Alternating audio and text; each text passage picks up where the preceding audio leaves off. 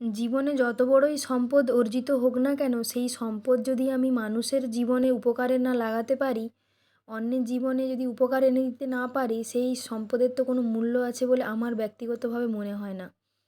তো তারই একটা প্রকৃষ্ট উদাহরণ আমি ছোট করে শেয়ার করে নিচ্ছি। কারণ অর্জিত সম্পদ তখনই একমাত্র অ্যা মানে নিজের হয়, নিজের আত্মাকে শান্তি দেয়, সেটা হচ্ছে আমি যদি সেই সম্পদ দিয়ে অন্যের অ্যা উপকার অর্থাৎ অন্যকে কর্মসংস্থান করে দিতে পারি। তারই একটা উদাহরণ এই বনলতা রিসর্ট অর্থাৎ বনলতা রেস্টুরেন্ট, রিসর্ট, ফার্ম যা বলতে পারো।